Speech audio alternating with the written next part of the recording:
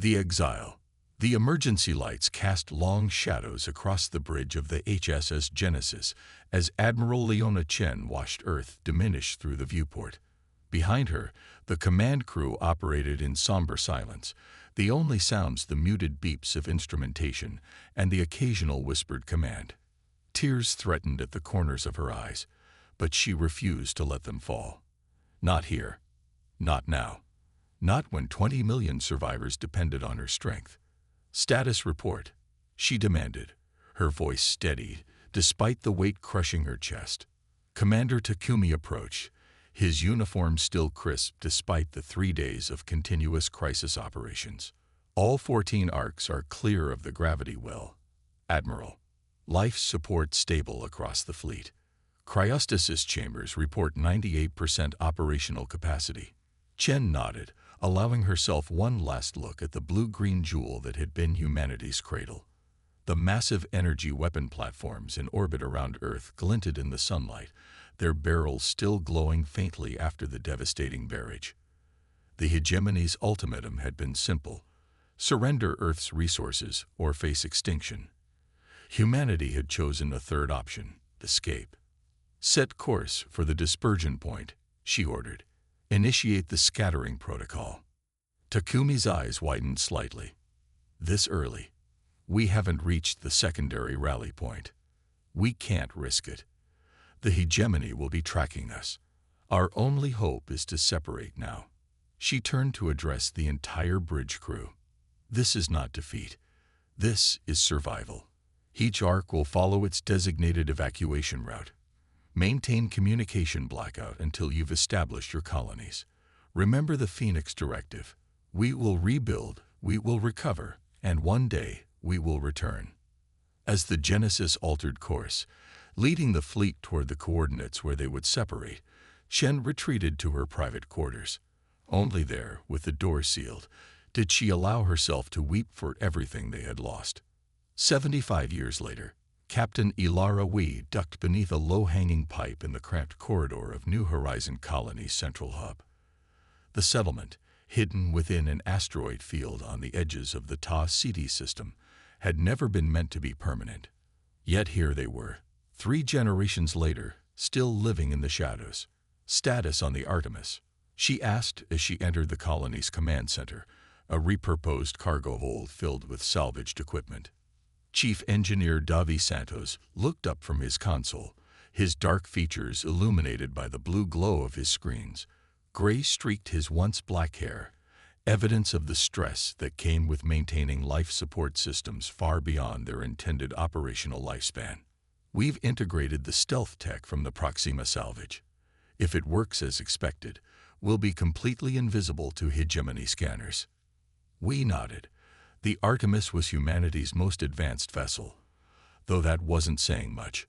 Built in secret from scavenged parts and rare resources, it represented their best chance at reconnecting the scattered human colonies without attracting the attention of the hegemony.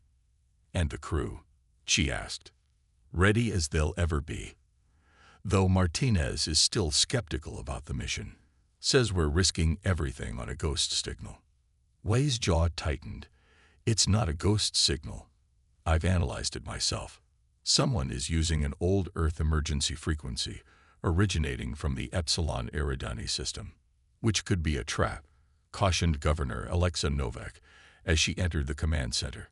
Her weathered face showed the hardship of leading the colony through 2 decades of near misses with hegemony patrols. "Or it could be another human colony we didn't know survived." Wei countered. "We've been in isolation too long. The hegemony thinks we're extinct. They've relaxed their patrols. This is our chance to start rebuilding the network." Novak sighed, the weight of responsibility evident in her posture. "You have authorization for the mission, Captain. But remember, if you're discovered, this colony never existed. We cannot risk the hegemony finding the rest of us." Weed nodded grimly. Such was the reality of human existence now.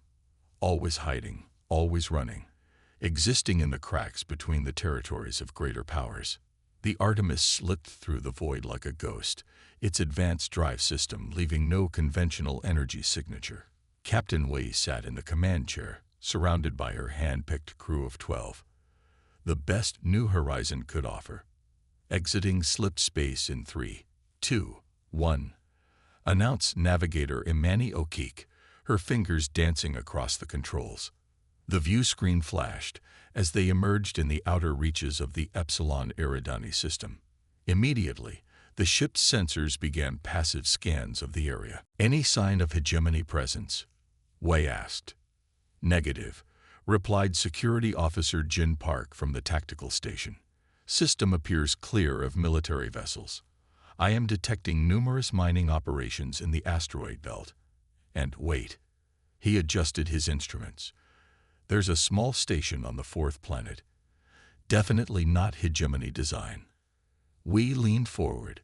The signal. Communications specialist Zora Nazari nodded. Confirmed. It's originating from the station. Same frequency, same pattern we detected from New Horizon. Take us in, Lieutenant Okik. Maintain stealth protocols. As they approached the small station, Wei felt hope rising in her chest, a dangerous emotion she'd learned to suppress over years of disappointment. Could there really be other humans here, operating openly? It seemed impossible. We're being scanned, Park announced suddenly, his voice tense. How? Our stealth systems. It's not a conventional scan. This is different. They're using quantum resonance technology. I've never seen anything like it. Before Y could order evasive maneuvers, the communication system activated on its own. A face appeared on the main view screen, distinctly non-human. The being had iridescent scaled skin in shades of blue and green, 4 eyes arranged horizontally across its face, and what appeared to be gill-like structures along its neck. Greetings, humans of the vessel Artemis, the alien said in perfect English. We've been expecting you. The bridge crew froze in shock. Wei found her voice first. How do you know who we are? The alien's mouth formed what might have been a smile. My name is Ambassador Kirvosh of the Verith Collective, and we have much to discuss, Captain Wei, including the fate of your home world. Earth was destroyed, Wei said flatly. That is what the hegemony wanted you to believe. The ambassador's 4 eyes blinked in sequence. But the truth is far more complex. We have been monitoring your scattered colonies for decades, waiting for the right moment to make contact. Why now? We demanded. Because the balance of power is shifting. The hegemony grows weak from internal conflicts, and the time has come for change. The ambassador paused. We also have something you might want. Information about other human settlements, and perhaps most importantly, verified data on Earth's current condition. Wei's heart raced. Earth is still habitable. Not only habitable, Captain, it thrives. Under hegemony control. They never destroyed your world. They merely wanted its resources without human interference.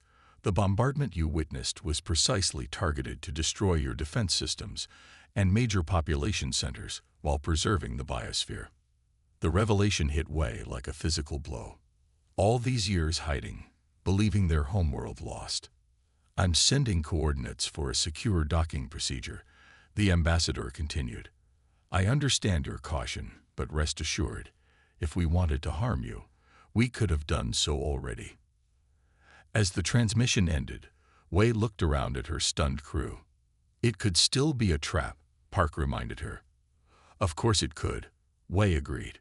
But if there's even a chance that Earth survived, that other human colonies exist, she straightened in her chair. Take us in, Lieutenant, but keep all systems primed for emergency departure. As the Artemis approached the station, Wei couldn't help but feel they were crossing a threshold, stepping from mere survival into something far more dangerous. Hope. The Verith station was a marvel of engineering that made humanity's best efforts look primitive by comparison. Walking through its curved corridors alongside Ambassador Kirvosh, Wei felt both awe and humiliation. While humans had been struggling to survive in hidden outposts, other species had continued to advance. Your people have shown remarkable resilience, Kirvosh observed as they entered what appeared to be a command center. Most species would have succumbed to extinction after such a defeat. Instead, you adapted. It's why the Verith Collective believes in your potential. You still haven't explained why you've been monitoring us, or why you've chosen to reveal yourselves now, Wei said. The ambassador gestured to a large holographic display in the center of the room. It activated, showing a three-dimensional map of the galaxy with various points highlighted. The hegemony has controlled this sector for 3 centuries, Kervosh explained. Their rule has been based on technological superiority and resource dominance, but their empire has grown too large, too quickly. They're spread thin. The display zoomed in to show Earth and its surrounding systems. When they discovered your world, they saw an opportunity, a resource-rich planet with a species just advanced enough to be useful, but not advanced enough to threaten them. Rather than risk a prolonged conflict with an unpredictable species, they chose to stage a convincing attack that would scatter your people while preserving Earth's resources. And you just watched this happen. Wei's voice held a dangerous edge. The Verith were not in a position to intervene then. We too were hiding from hegemony expansion. Kervosh's guild structures pulsed in what might have been regret. But we have been preparing, gathering allies, developing technologies that could shift the balance of power. The display changed to show images that made Wei's breath catch. Humans working alongside aliens in what appeared to be laboratories and shipyards. 7 of your colony ships survived. We've made contact with 3 others before you. Together, we've been building something the hegemony cannot imagine. Building what? A resistance, and the means to reclaim what was taken from you. The ambassador's 4 eyes fixed on Wei. Captain, we're offering your people a chance not just to survive, but to thrive. To take back your homeworld and help establish a new order in this sector of the galaxy. Wei studied the alien carefully. Why would you help us? What do the Verith gain? An ally against a common enemy. And perhaps redemption. The Verith once faced a choice similar to humanity's. We chose submission over resistance. We've regretted it for generations. Before Wei could respond, alarms blared throughout the station. A Verith technician rushed into the room, speaking rapidly in their native language. Kervosh turned to Wei. All 4 eyes widened. A hegemony patrol vessel has entered the system. They're not scheduled to be here. They must have detected the Artemis somehow, Wei said, already moving toward the exit. My crew. There's no time, Kervosh interrupted.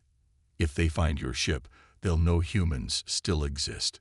Everything we've worked for will be jeopardized. Wei froze, torn between her duty to her crew and the larger implications for humanity's future. There is another option, the ambassador said quickly. One that requires tremendous trust, but may save everything. I'm listening. We hide your ship inside our station using our phase shift technology. Your crew stays aboard. Meanwhile, you come with me to meet someone. Someone who can prove everything I've told you. Who? Another human. One who's been working with us much longer than you might believe possible. Kervosh's voice softened. Someone who remembers Earth as it was, and has sworn to see it free again. The alarms continued to wail as Wei made her decision. If the ambassador was lying, humanity might lose its best ship and one of its few remaining leaders. If he was telling the truth, do it, she ordered. Hide the Artemis and take me to this human. As they hurried through the station's corridors, Wei couldn't shake the feeling that she had just committed humanity to a path from which there would be no return. But for the first time in 75 years, that path might lead home. The return. Captain Ilara Wei had seen many impossible things during her years, exploring the fringes of known space, but nothing had prepared her for this moment. The chamber deep within the Verith station was dimly lit, its walls lined with unfamiliar technology that hummed with energy. In the center stood a stasis pod, its transparent surface beginning to clear as the cryogenic process reversed. He has been awakened only 3 times in the last 7 decades, Ambassador Kervosh explained, 4 eyes blinking in sequence. each time to provide crucial guidance as we developed our alliance. "Who is he?" Wei asked, watching as the figure inside the pod began to stir. "The last admiral of Earth's defense fleet. The man who orchestrated the evacuation that saved your species." Wei's breath caught. Admiral Chen died leading the Genesis away from Earth. Everyone knows that. History written by those without all the facts, Kervosh replied. Admiral Chen sent the Genesis away with her executive officer in command. She remained behind with a skeleton crew to ensure the evacuation succeeded. The pod's cover slid open with a soft hiss. Inside, a man who appeared to be in his 60s, though chronologically he must be well over 100, slowly sat up. His Asian features were lined with age, but his eyes were sharp and alert as they focused on Wei. "Captain," he greeted her, his voice stronger than she would have expected. "Leona Chen, former Admiral of Earth's United Defense Force." He glanced at Kervosh. "I take it the hegemony has arrived ahead of schedule." The ambassador nodded. "A patrol vessel. Possibly random, possibly not." Chen swung his legs over the edge of the pod, accepting a robe from a Verith attendant. "Then we accelerate our timetable." He turned to Wei. "Captain, I understand you have questions, hundreds of them, I imagine. But our immediate concern must be preventing the hegemony from discovering your presence." Wei straightened instinctively in the presence of the legendary admiral. "My ship is hidden using Verith phase shift technology. My crew is safe for now." "Good." Chen stood, testing his balance. "Then perhaps you'd join me for a meal while we wait for the patrol to leave. I've been asleep for 11 years this time. I'm famished, and I suspect you could use some real food after your journey." In a private dining area, Wei watched in fascination as Admiral Chen devoured a meal of synthesized but remarkably Earth-like foods. The Hegemony Patrol had begun a standard sweep of the system, but showed no indication they had detected anything unusual. "You're wondering if you can trust me," Chen said between bites. "If you can trust the Verith, if this isn't an elaborate trap." "The thought had crossed my mind," Wei admitted. Chen nodded. "It would mine as well. So let me tell you a story, Captain. The true story of what happened 75 years ago, and what has happened since." He described the final days before the hegemony attack, how Earth's scientists had detected the approaching fleet too late for full evacuation, how he had made the agonizing choice to send most of humanity away in arcs, while remaining behind with a small force to cover their escape.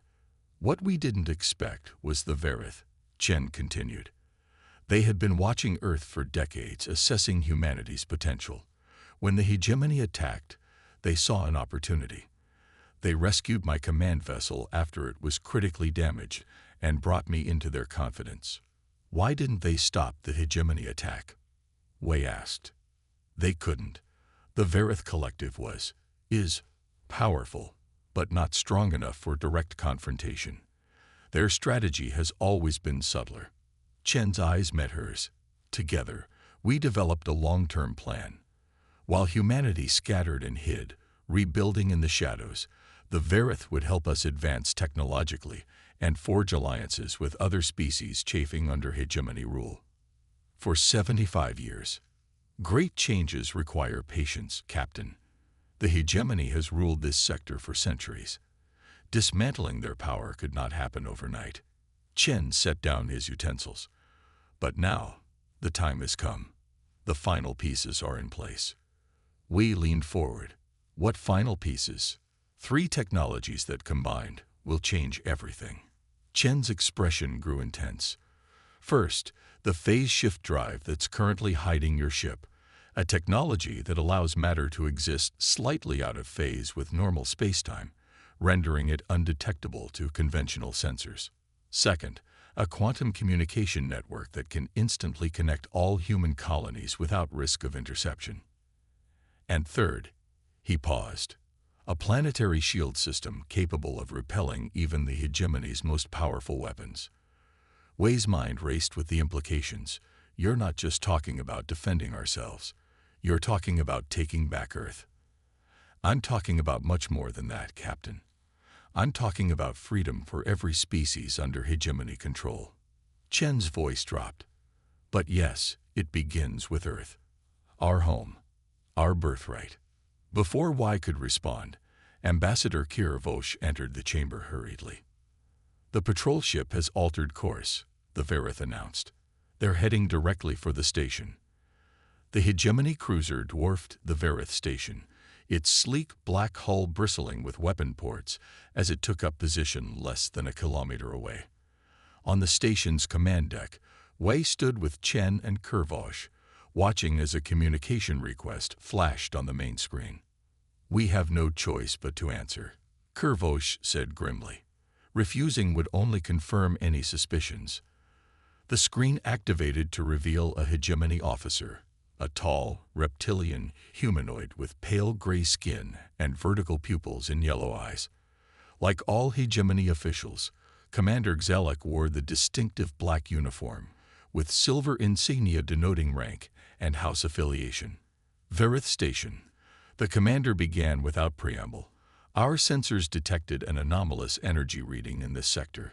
Explain your activities. Kiravosh stepped forward. Commander, we are conducting authorized mineral extraction operations. Perhaps your sensors detected our recent core sampling of the fourth planet's moon. Fatalic's eyes narrowed. Our data indicates the energy signature is consistent with slit space technology. No Verith vessels are authorized to use such drives in this sector. Wei tensed. Somehow, they had detected the Artemis of arrival. We have been testing new mining equipment, Kiravosh replied smoothly. The energy patterns may have similarities to slip space signatures, but I assure you, we will conduct an inspection. Galactic interrupted. Prepare to receive a boarding party. The screen went dark before Kiravosh could protest. If they find the Artemis, why began? They won't, Chen said firmly. The phase shift is holding, but we need to distract them from searching too thoroughly. He turned to Kiravosh.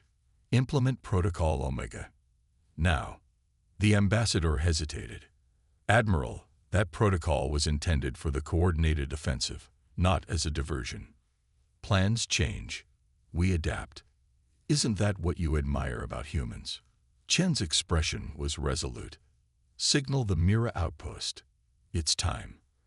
As Kiravosh hurried to carry out the order, Wei turned to Chen. What's Protocol Omega? Something we hoped not to use until all forces were in position, Chen replied. But it seems the hegemony has forced our hand. Before he could explain further, the station shuddered as the hegemony vessel docked. Minutes later, a squad of hegemony soldiers marched onto the command deck, weapons ready. Commander Galactic followed, his cold gaze sweeping the room before freezing on Chen. Impossible, the commander hissed, reaching for his sidearm. Human. Chen stepped forward calmly. Commander Galactic, I am Admiral Leona Chen of Earth. And yes, humanity survived your attempted genocide. The hegemony soldiers raised their weapons, but before they could fire, all lights on the command deck flashed brilliantly.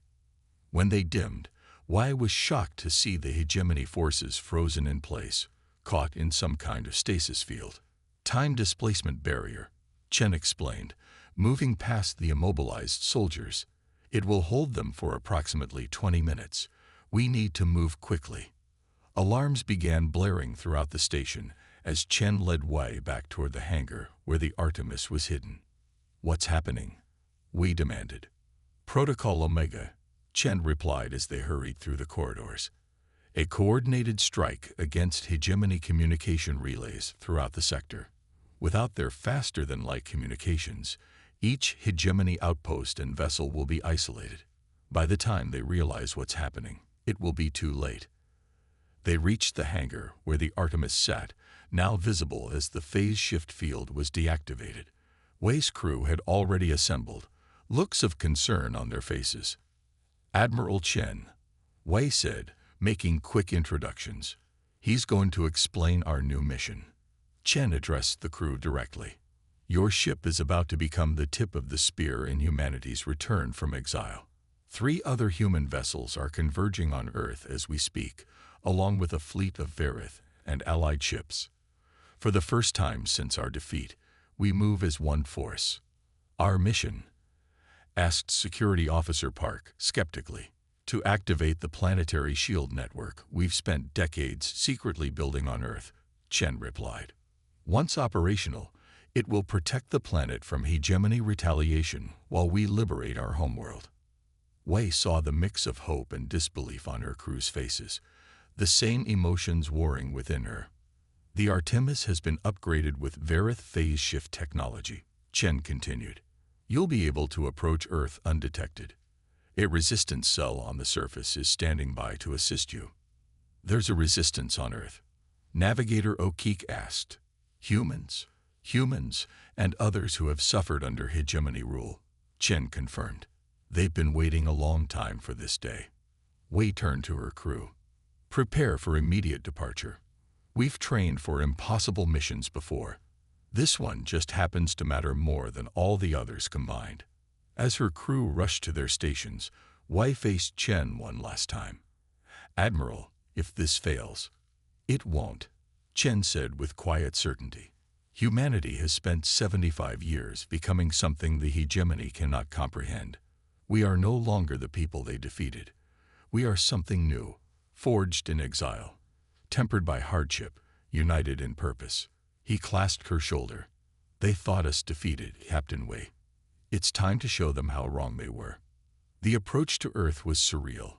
Using the phase shift drive, the Artemis ghosted past hegemony defense platforms and patrol vessels, all of which were responding to the sudden communication blackout caused by Protocol Omega. From orbit, Earth looked both familiar and alien, the continents recognizable from historical images, but the landmasses now dotted with massive hegemony structures and resource extraction facilities. Scanning for the resistance coordinates, Zara Nazari reported from communications. Signal acquired. They're in what used to be the Rocky Mountains in North America. Wei studied the tactical display. Any sign the hegemony is aware of the other approaching fleets. They're scrambling vessels throughout the system. Jin Park replied from tactical. But they appear to be in defensive formations, not engaging specific targets. Take us down, Wei ordered. Keep phase shift active until the last possible moment. The Artemis descended through Earth's atmosphere, leaving no heat signature or sonic boom thanks to its advanced systems. Below them, vast hegemony complexes sprawled across the landscape, interspersed with areas of recovering wilderness. There were few signs of human habitation visible from their altitude. Coming up on the coordinates, Navigator O'Keefe announced, "Mountainous region ahead. I'm detecting a narrow valley that could conceal our landing." As they approached, a faint signal pulsed on their secure channel, 3 short bursts, a recognition code provided by Chen. Wei authorized a response as they settled the ship into the valley, deactivating the phase shift once they were shielded by the surrounding peaks. Within minutes, figures emerged from concealed positions in the rocky terrain. Humans wearing rough-hewn clothing adapted for mountain survival, accompanied by several non-hegemony aliens Wei didn't recognize. "Welcome to Earth, Artemis crew," greeted a tall woman with dark skin and close-cropped gray hair as Wei and her team disembarked. "I'm Commander Maya Santos of the Earth Resistance. We've been waiting 75 years for this day." Wei introduced herself and her team, still trying to process the reality of standing on Earth, humanity's lost home. "The shield control facility is 10 kilometers from here," Santos explained as they moved into a concealed cave system. The hegemony built it as part of their planetary defense network, never suspecting we've been modifying it for decades. "How many humans survived on Earth?" Wei asked as they traversed the tunnel. "Initially, just a few 100,000 who managed to hide in remote regions," Santos replied. "Now, perhaps 10 million, living in hegemony work camps or hidden communities like ours. We've been preparing them for this moment, the day humanity reclaims its home." The tunnels opened into a vast underground chamber that took Wei's breath away. Hundreds of people worked at stations built from a mix of salvaged hegemony technology and cruder human craftsmanship. Maps of Earth covered the walls, with strategic locations marked for what was clearly a coordinated planetary uprising. The SHIELD facility is controlled by hegemony officers, Santos continued, leading them to a planning table. We need your phase shift technology to infiltrate it undetected. Once inside, we'll have approximately 10 minutes to overload their systems and activate our modified protocols. Which will do what exactly? Engineer Santos asked.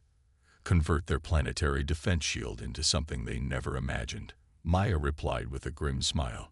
Instead of keeping threats out, it will lock the hegemony in, preventing their ships from escaping while allowing our allied fleet to enter. It was an audacious plan, Wei realized, not just a shield, but a trap. The timing must be perfect, Maya continued. The shield must activate precisely as the allied fleet arrives. Too early, and the hegemony will have time to counter it. Too late, and our ships will face their full defensive capabilities. Wei squared her shoulders. Then we'd better get moving. The hegemony shield facility rose from the mountainside like a massive metallic tumor, its architecture an unsettling blend of functionality and alien aesthetics. Using the portable phase shift devices provided by Engineer Santos, Wei led a small team including Maya Santos and several resistance fighters toward the main entrance.